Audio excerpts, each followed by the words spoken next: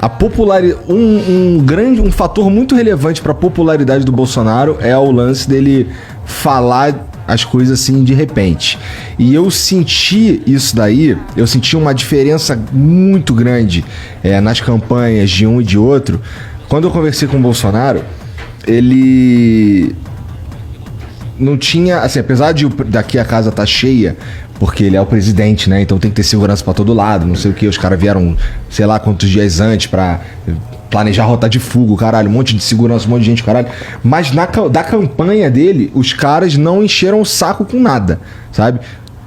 Fiz um monte de perguntas espinhosas, de forma educada, mas fiz e tal. E ele respondeu. A única que ele não respondeu foi sobre o Flávio. Ele disse que eu teria que perguntar pro Flávio e tal. Eu assisti, foi muito boa a entrevista. E aí ele respondeu tudo. Ficamos aqui 5 horas e tal. Com o Lula, eu senti uma parada completamente diferente, mas não pelo Lula. Eu já falei isso algumas vezes, mas é sempre bom ressaltar que não foi do Lula a iniciativa de terminar o programa, foi da campanha dele, sabe?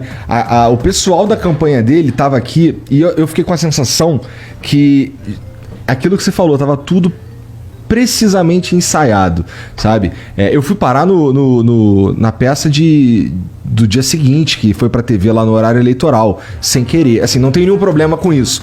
É só que ele chegou, eu falei uma parada assim meio aleatória, eu falei da gravata dele que ele usou, que ele também tava usando quando ele foi conversar com o Moro e tal. E aí ele começou a falar um monte de coisa assim, bonita e tal. E tinha um cinegrafista dele aqui. O Stuquinha, o Ricardo Stucker? Não, o Stucker, ele tava também. Ele tava também. Gente boa pra caralho, gostei dele pra caralho. Da equipe dele eu gostei de quase todo mundo, tá? O Stuquinha eu não conheci, eu conheci o pai dele. O pai. É uma família de fotógrafos, né? Isso. Gente boa. E aí, depois disso, alguns assuntos que a gente entrava, uma pessoa específica da campanha dele levantava esbaforida e se movimentava e dizia e queria que acabasse o programa, não sei o quê, porque não queria que o Lula falasse as coisas, sabe?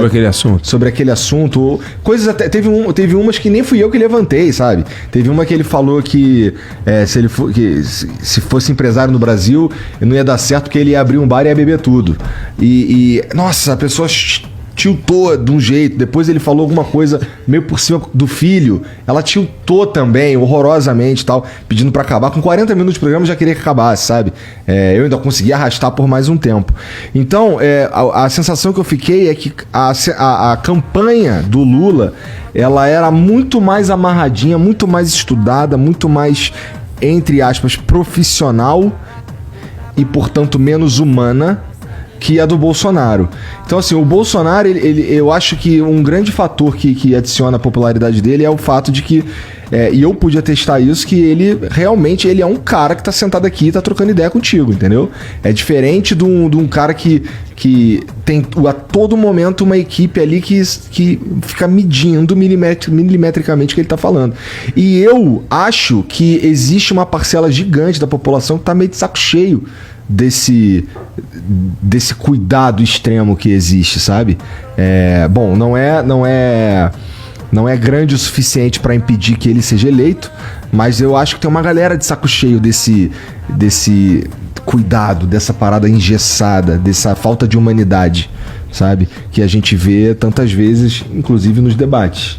Mas também você concorda que a palavra humanidade é uma palavra generosa, né? É uma palavra bem generosa. É uma palavra generosa. Você pode chamar de humanidade, você pode chamar de sinceridade, você pode chamar de despreparo, você pode usar a palavra que você quiser.